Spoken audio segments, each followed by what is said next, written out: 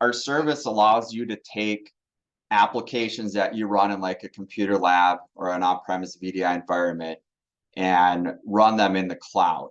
Running them in the cloud gives you the advantage of running them on different kinds of devices, easier access to the applications, and that's what our service mainly offers. Like the underlying technology is an Amazon product called AppStream 2.0. It's part of their end user compute family, and that's where it lives. But we're focusing on just the AppStream portion of it for our computer lab as a service. What we mainly see for it being used in education, typically you're trying to solve a problem, right? You have a computer lab that's maybe needs to be replaced, or you're trying to reduce the amount of computer labs. You might have a Citrix environment or some other VDI solution that you're trying to, that's also aging, you're trying to get rid of or phase out. AppStream is a good alternative to taking those same applications that you'd be running on your lab machines or in that environment and then putting them in the cloud. So the three typical scenarios we'll see, first is just a full computer lab replacement. You're trying to get rid of that lab, reduce the amount of labs, and run them in the cloud. Second is give access to software for students outside of school for homework or remote learning. So you might want to keep those computer labs around, and you're just looking to give students access to those applications. The lab might be overbooked, or it has students that aren't able to make it into class that day. They're distance learning, they can't make it into school. You're able to provide them those applications outside of just being in the lab. Third one is just to remove one application from the lab to free up scheduling. So with this, you might have an Adobe class in the morning that has too many students in it, or you have double booked labs. So you can just pick one application that you want. You don't have to go all in on the solution and shoot that application up to the cloud so that your students can get to it. I'm going to jump to our website here. So this, and Anna, maybe you can drop this in the chat, but our website is a good area of knowledge for the solution and just some general questions and guidance. We'll talk about pricing a little bit later, but kind of wanted to focus on the types of applications that our service is going to be good at streaming, I guess. So really what we're looking at is, your students having Chromebooks. Some might have Windows laptops, but that's where the struggle is, that you have all these high-end applications that you can't run on those devices. That's what the lab was for. That's what the VDI environment was for. So that's where AppStream is going to excel at. It's going to excel at running Autodesk applications, which will be CAD, Revit, Inventor, Fusion 360. Adobe Creative Cloud is another one that's popular. That's going to be mainly Photoshop, and their whole software portfolio will run, but Photoshop, I'd say, is the most used. And your project lead the way applications. So that's more of your STEM applications, and we'll go over those a little more in depth later. But what we're able to do is we're providing this as a fully managed solution. So again, the underlying technology is AWS's, and we're running that solution. We're building it up, running it, and keeping it going for you guys.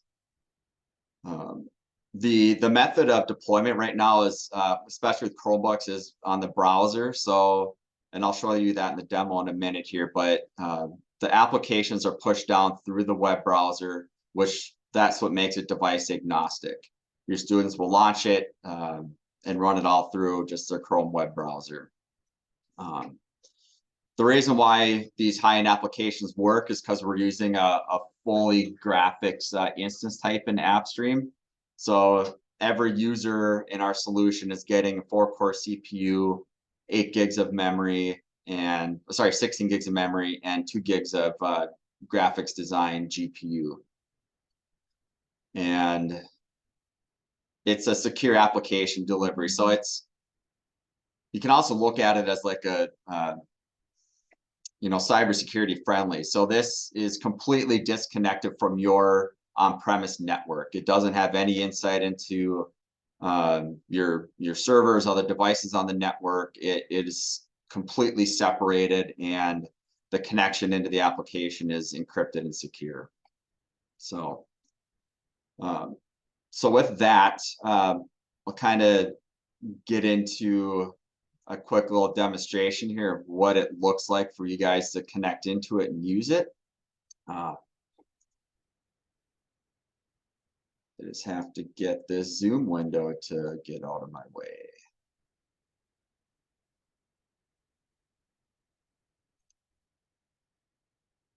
I'll have to drop it down here. So with launching it, what we do is we build a SAML application within your identity provider. This can be Google, it can be Microsoft Entra, it can be ClassLink. There's a few different supported identity providers that we can do this with. And this is the part where we'll need to work with the IT team a little bit to get this set up. Outside of this, really there isn't any involvement that we need from IT. So what we're doing is from the Google App Launcher, there's an application that will show up in here. And this is going to, again, be what we name it during the creation of the SAML application. But this is going to federate users from your identity provider into the software. So this is how we make sure it is a person from your school district that's signing in here, not just anybody can get in, and we can control who at the district can sign in as well. That's all done during kind of the onboarding process. So, when you launch the application, it's going to come to the application launcher window. And this is, again, customized per school district that we're setting up. So what you'll see is you'll have your district's logo will be up here as well. So you'll know that you're signing into the right portal. And these applications are specific to what we add for your school. So right now I'm just in a demo environment. I have a bunch of different applications added. And kind of as I said earlier, like we have the full Adobe software suite available here. We have some AutoCAD applications, some Project Lead the Way apps that we can do are in here as well. America's Army, British Designer, Logger, MD Solids, Vex Code. So we do have we do try to focus the applications to what are in those three areas. There are other applications that work, but they may take more vetting by us to make sure that they're going to run properly. And there may be other charges because of licensing servers and different things that AWS needs to run the software. So this is a good vetted list of what we have available, but not exclusive. So what we're going to do is once you get to the application launcher screen, we're going to launch an application. I'm just going to pick AutoCAD. And right now we just have the 2021 versions running. If you do use this software, we can run 2022, 2023, 2024. That all does work. And with AutoCAD or Autodesk specifically, we're running a network license server in the environment. And that's one thing we'll need to work with somebody at the district with, is exporting those network license files for that license server.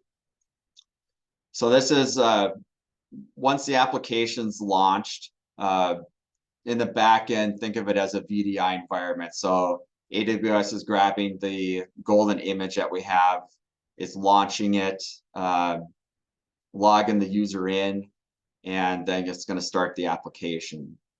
It does have a 2-minute timer. I'd say typically a minute, 10 seconds is what we'll see an average for connection time. And again, the larger applications can take a little bit longer to load. And depending on how new your network is, how overloaded the access points are, that can also affect the connection time a little bit as well. So it was about spot on a minute, 10 seconds. And then it's going to launch the application here.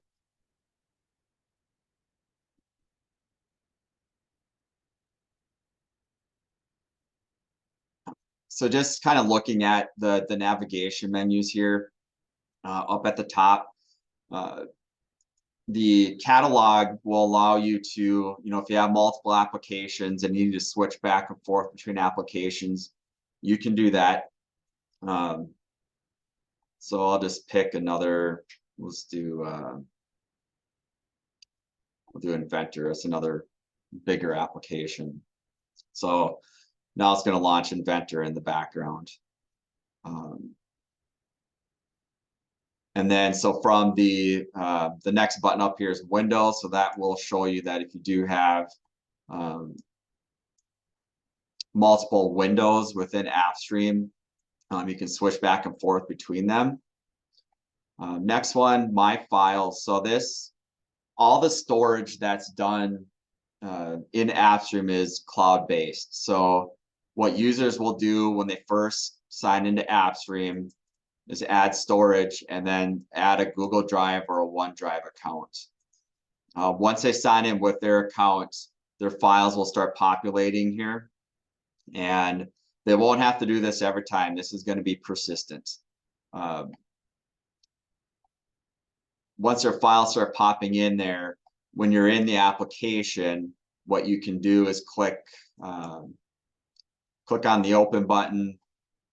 And what we do, every application kind of has a different file explorer interface. But what we do is we map the M drive to the cloud storage, so you can easily find that. So it'll populate, Google Drive or OneDrive folder here, and you can get into your personal files.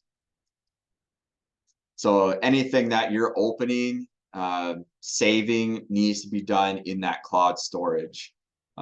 The overall environment is non-persistent, so any changes that we make in the software is not going to persist to the next session. All that will be gone and dumped at the end of the current session. So I'll click Windows to go back to AutoCAD here. And again, it's the full application. It's not a stripped down version that you would see with just straight running some stuff in the cloud. I can't do much but draw a circle here, maybe a couple circles. But it is the full application. So then if I were to save this project, I need to make sure that I go into the M drive and go into my cloud storage to save it. There is some clipboard access. You can do some copying and pasting from the local device, but it's pretty much just going to be text-based. There's some other integrations as well. Most of this is going to be for display issues. So if you have an older Chromebook that's got kind of an older resolution, some things might be cut off. You might have to come here and play around with a couple of the resolution settings. You can set some streaming preferences, but most of the time you aren't going to touch any of that. So especially with AutoCAD here, you can see with my browser and all the tabs, and there's a lot of space I lose. So you can actually put the application in full screen, which will give you a little bit of that real estate back. I will say it's common that I'll see this with computer labs that are being replaced. People will keep the monitor, mouse, keyboard in the lab, get a dock that Chromebooks can connect into, and then the students will come in and use the lab just with their Chromebooks and kind of get more of that desktop experience. So that's where the dual monitor button comes in. So this will open another browser window that you can drag up to the second monitor. Function key drop down. This will be Windows keys that Chromebooks don't have. So some of the applications might have key combinations they want you to hit to do something, and this is where you do that. Hit the function key drop down, and yeah, do the key combo that you need to. There is a profile button here to end your session. As we get into setting up your environment, we'll advise you not to do this, and we'll explain that later. But right now, if a student was to end his session, if AppStream were to close or the battery died on the device, the student will be able to go back into the application launcher, launch the application again, and get right back into their environment. So we do have it's a 5-minute timer right now that runs in the background before it'll close the session. The other timer, I just had a quick question I was going to insert in because you're talking about it right now, Lucas, and that's the question is how fast will these run on a Chromebook with 8 gig of RAM, for example, Photoshop? This is the full application, yes. So can you talk about how the application actually runs on the devices and device specs? Yep. So the applications are fully running in the cloud. So none of this work is actually being done on the device itself. It's really just streaming a picture or of the session that's happening here. So so really, as long as you have enough bandwidth to stream a video, you'll have enough connection to use AppStream effectively. The device itself doesn't play as much of a role in how fast this goes, but if you do have a Chromebook with 4 gigs of memory or a Windows device with 4 gigs of memory, if you have a bunch of browser tabs open and you are eating up, most of your memory and your CPU is pegged, that can affect the performance a little bit. But typically, if you only have a few tabs open and you're not doing much else, you're not going to notice anything. So it will run just fine on lower end Chromebooks and Windows devices. So again, yeah, all the applications are running in the cloud and then just streaming.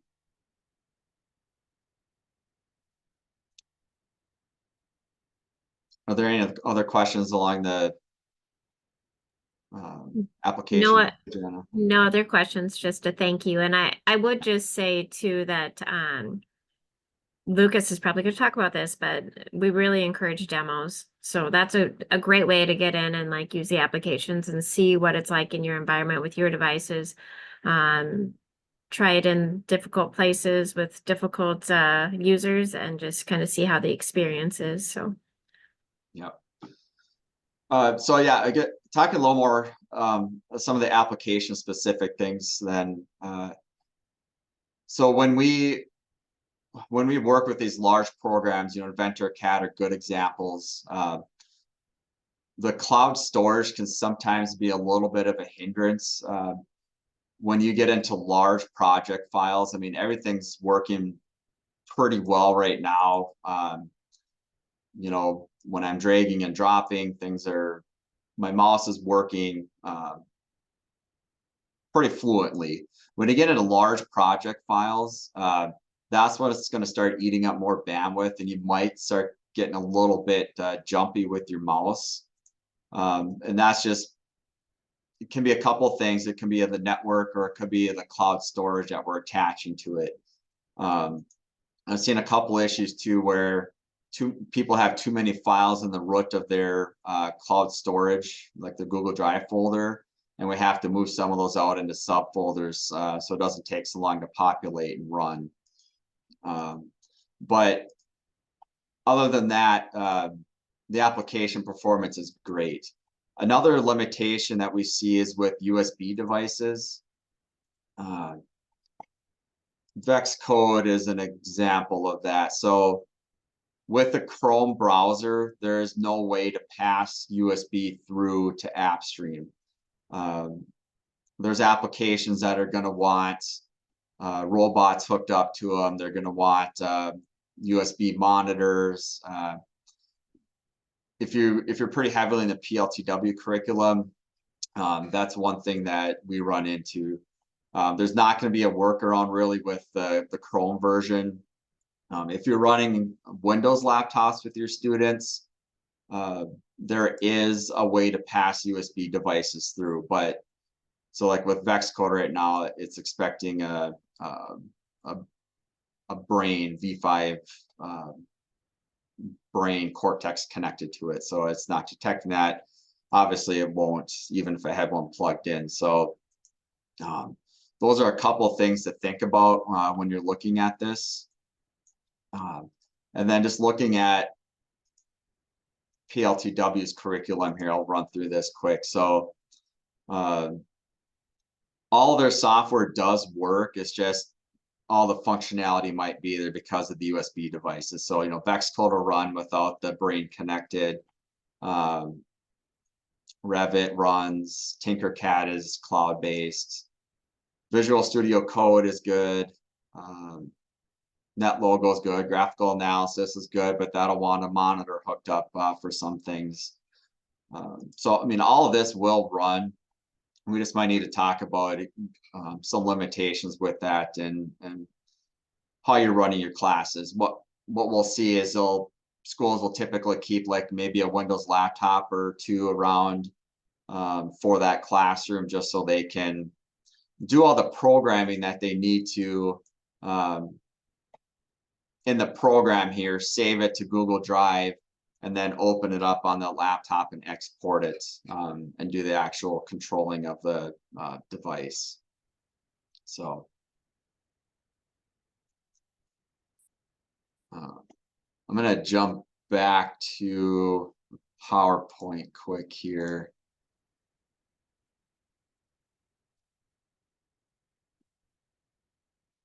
With our computer lab as a service solution, so I did touch on some of this briefly, but the underlying technology is AppStream, and during the onboarding phase, we're owning most of the work there. So we're building the virtual environment with AWS.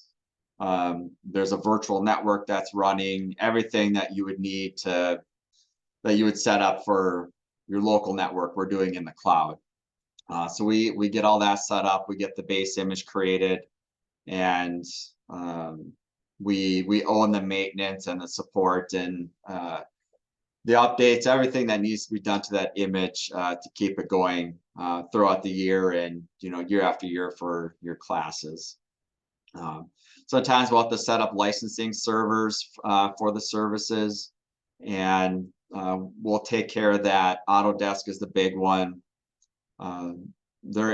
PLTW does have some accounts that need to be created with their software. Multisim might be one that we'll need you guys to provide us with the account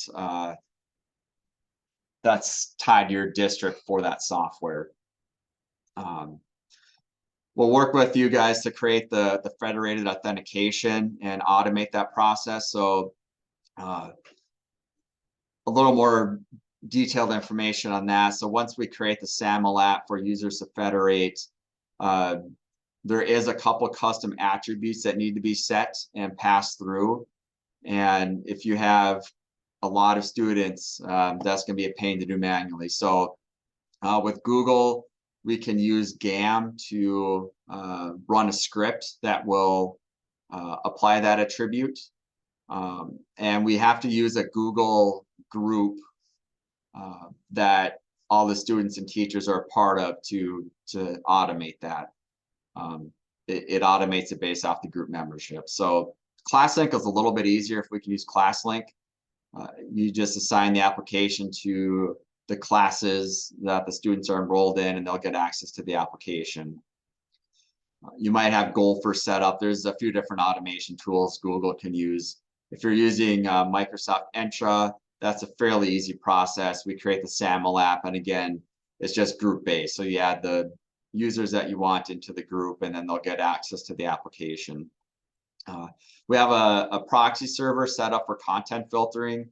So we do have the CIPA compliant filter there if that is needed.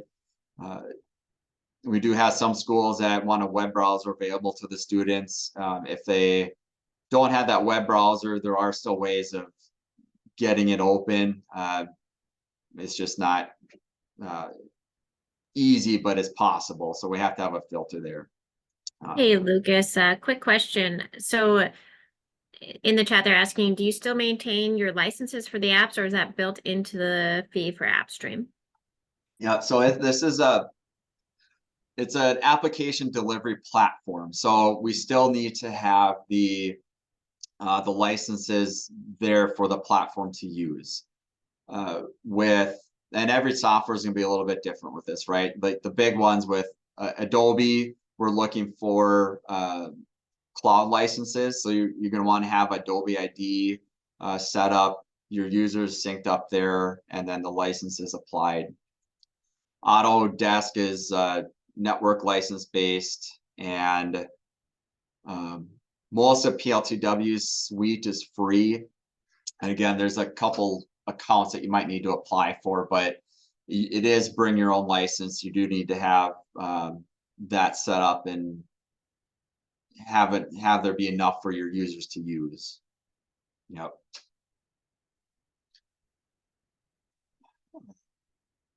So yeah, just continuing this list, we're providing the support and maintenance of the environment. And maybe we'll get into the billing now. So we have a simplified, predictable billing model. It's based off of unique users per school year. So inherently with AWS, everything is usage based. We're getting charged by the hour for everything. Every hour of AppStream that's consumed, every hour the network resources are running, every hour there's a charge coming through. And at the end of the month, Viceby is getting a bill and we're paying that. But we know schools that doesn't work the best. So we have a couple different license models that we, well, it's one model, two different methods. So both of them are per user per school year, and there's an economy and a performance plan. So with predictable economy, we're looking at supplemental usage. So you're probably going to keep your computer labs, and you just need a way for students to access the applications outside of that lab. It can be study halls, it can be snow days, students not being able to get into school, homework outside of the class time. That's what the economy is going to be for. Scalable performance is going to be for that lab replacement. So with that, we are building the environment to scale with your usage. Predictable economy, we just have a flat availability. So typically we'll have about 10% of capacity available for how much users you're buying for. And that's just going to be static all day. As users hop in and that fills up, there might be a little bit of wait if for the system to catch up with the usage if you have a lot of people that are hopping in. With a scalable performance, we're scheduling that based off your class schedule, so that during the onboarding process, we're working with you to identify your period 1 through period 7 or 8 usage, your block schedule, the times that those are, and the amount of students that are in there. So, period 1, you might have an Adobe class and an Autodesk class, and we'll make sure that all the students are able to get in when they need to get in during those class times. And that'll fluctuate through the day. You might not have any classes that use a service, the period surrounding your lunch hour. And so then we'll be scaling capacity down because the demand's not going to be there. So that's all on us to do to optimize the environment. But with this pricing, it's just we'll work with your purchasing department to cut that PO at the beginning of the school year, whenever that makes sense for you, and you'll have it for the school year. There's no actual licenses that are being applied to people. We're counting unique users that enter the environment. So we're a little cogs cognate of users that'll join classes and then drop, in that first maybe 2-week period. So we won't count people that have just a very low usage amount. We'll work with you on that, but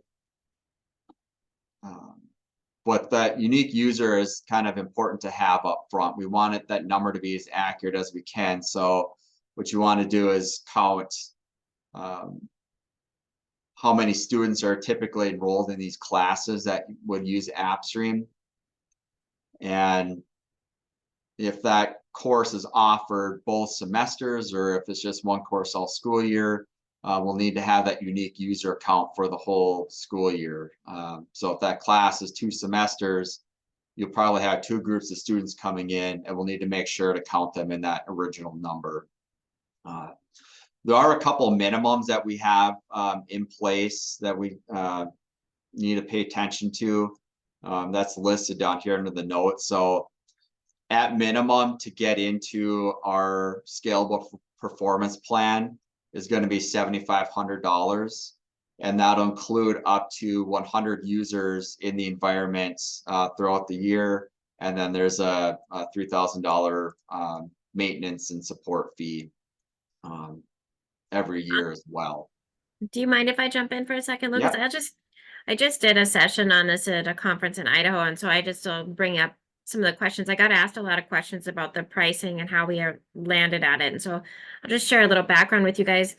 When we first started this managed solution, we loved the AppStream solution and what it did, and the offering that it had and the problems that it solved for delivering applications. Everybody's got all these devices, and it really, we're looking to add flexibility to the classroom and to instructors. They can use this for homework. They can teach without having to fight for lab time. We knew what we wanted to accomplish, and the challenge that we ran into was that schools can't have a question mark on their bill every month. The way that AppStream does it inherently is pay as you go, and that just doesn't work. So we knew that we needed to set up something that was predictable, something that you'd be able to go, okay, this is what it's going to cost me for the entire year, and you wouldn't have to worry about the pricing anymore. The reason that we have that minimum that Lucas talked about is because there's a cost to the environment itself. So whether or not 10 kids are in it or 200 kids are in it, there's a cost that we get charged by AWS just to build out the custom environment for the schools. And so understanding that that was going to be the situation, we had to put that user minimum in there because that just helps us cover the costs that we're going to have for just having the environment run itself. And then the reason that we did for the whole school year, the number of students, is because it was a lot easier for us to be able to say, okay, I might have 3 sections of an AutoCAD class in semester 1, and I'm going to have 1 in semester 2. So then it was easier for schools to be able to figure out what their student count was going to be. And like Lucas said, we try to be flexible with people and look at logins and make sure that we're hitting the right number. Most of the time, schools are pretty good about knowing what their student count's going to be, and it's pretty accurate. Occasionally, the adoption is more than the technology department is anticipating, and so you'll run into we'll be reaching back out and saying, hey, there's about 100 more kids in there than you guys thought, and we have a conversation and work with people on getting things set up for them on the background. But yeah, I just wanted to explain that. That was a big part of the question mark. Like, what if I only have 30 students? We still just have to do that minimum. So at least you know from the beginning, you're either going to have a flat amount, and that's what it's going to be, regardless of usage. You don't have to worry about monitoring that. And our team's very, very good at the background at making sure that you don't have to worry about a lot of the things. You're not updating images. You're not managing schedules and trying to make sure that everything authenticates and does what it's supposed to. You work with Lucas and his team, and they'll make sure that it's a smooth user experience for you. Thanks for letting me jump in there for a second, Lucas. Yep. And yeah, so Anna kind of alluded to it earlier too, but we do have a way to get you access to our demo environment. One of the biggest struggles we see with it is with just the adoption and depending on where this is coming from. So we have, if it's coming from the IT team and being pushed down onto the teachers, if they aren't involved right away and have tested the platform and, specifically the software that they're using in their classes, it's going to be hard to get them to adopt this. So, so what we can do is, there's a request a trial button here. There's a form you can fill out, and I can get you access to the demo environment that I showed you here. If I can, they'll have all these all this software in there. And if there's something in here that's not here that you specifically need to test and put in front of the teachers, we can work with you to add that in here. The access links are good for 7 days. So we do want to be a little mindful of when we're starting the demo, and we can do multiple demos if we need to. So if they're only able to use it once or twice the first week, or maybe have a second teacher that can't use it that first week, we can just keep generating access links for you. But so yeah, so it's just involving the teachers early so they can try the software out, see how it functions. Just even from an IT standpoint, making sure that the network is going to handle everything fine. Just making sure everything is there, because if you're going to take a step and not replace that computer lab, or maybe shut that VDI server off, you're going to need to make sure this works well, and we want to start off on a good note too. So Lucas and I combined have had this conversation hundreds of times, and someone just asked a question in the Q&A that I have never seen before. And it's, if you have quarterly and all students only use the solution for 1 quarter, would we still have to pay for all the students for all year? I honestly would say that we probably need to have a sidebar conversation about this and how we would calculate payments, because I do think we'd be able to work with you on that and maybe not charge the same as we would based on, because our calculations are set up on unique students semesterly. So I think Lucas and I could sit and visit and kind of try to figure out maybe a different model that would work as far as pricing there. You agree, Lucas? Since I just committed us.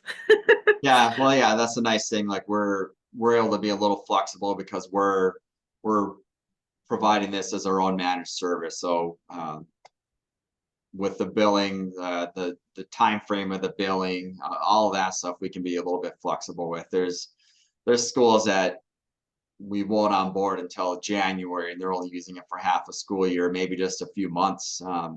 So we obviously aren't charging them for a full year. And congratulations on asking a question that we've not been asked before, because that is a new one. Have you been asked that before, Lucas? Mm-mm. Yeah, so there's a new one for us. So yeah, we'd be happy to work with you. And I also just got asked a question about Word, Lucas. What's the cost per student for just Word? If you want to, I'll let you run with that one. Hi, Jacob. Yeah, Microsoft is a little tricky. Their licensed platform isn't the friendliest to virtual environments, and it can be a struggle to get running. I have ran the 365 apps for faculty, apps for students in AppStream. It's not the cloud version, but it's the cloud licensed version. So you need to have an A1 plus license or an A3 license in order to be able to sign in and get access to it. So we can run some Microsoft apps that way. If you're looking for just the straight desktop 2019, 2022 versions, those again are a little bit tricky because I don't think Microsoft's licensing allows you to fully run it. And it depends if it's a volume license or perpetual license. There's just a lot of things to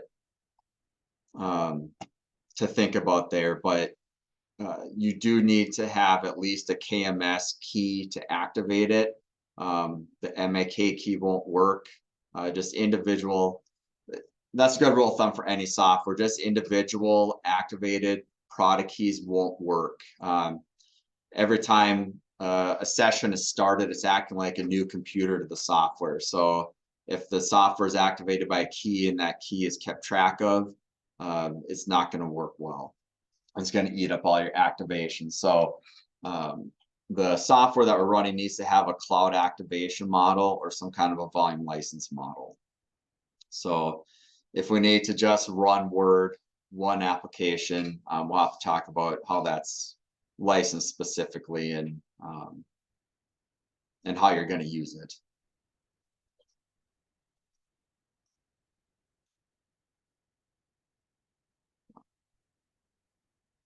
Are we at through all the questions right now, Anna? Yeah, we are. We are. Yeah. Thank you, Lucas. And I'll just say too, like there are bumpers that we do have set up in the cloud to control things. So like I was saying before, between the predictable economy and the scalable performance, we're doing our best to optimize the environment so there's not a lot of waste out there. So we do have caps on the max amount of students that can be in at one time. We only scale the environment during the school day. So like when we're, you have their classes at 20, 30, 40 kids throughout the school day, they'll be able to get in, but we're not going to let 40 kids in at nights, that never happens. But we scale the environment way down so that there's enough sitting there for kids to log in for homework, but it's not going to be, you're not going to be able to run an entire class after hours. On the weekend, we do the same thing. So we'll have the environment running from the start time in the morning to the stop time at night and have a homework capacity set for those hours. So we don't leave it on 24/7. We'll shut it off at 10 p.m., 11 p.m. We'll work on that during the onboarding, what your students are going to do and how you're using things. Everybody's a little bit different. So we can cater and customize to that, but it's with those bumpers up, we do that to kind of keep things controlled and make sure costs don't get out of control, since we're taking care of that in the background.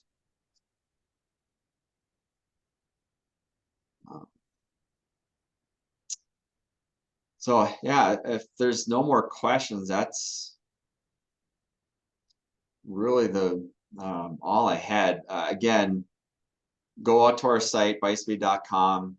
You can just do /class, and there's a video out here, again, explains the pricing. There's an FAQ section at the bottom as well that kind of explains, a lot of it I covered, but I did throw the web address link into the chat for anybody too, and Lucas does a great job of covering this, but I would encourage everybody to do a demo if you're really interested and see what your feedback is, actually putting your hands on the solution yourself and trying it in your environment. And I think that really makes a big difference. And yep. Thank you, everybody, for joining.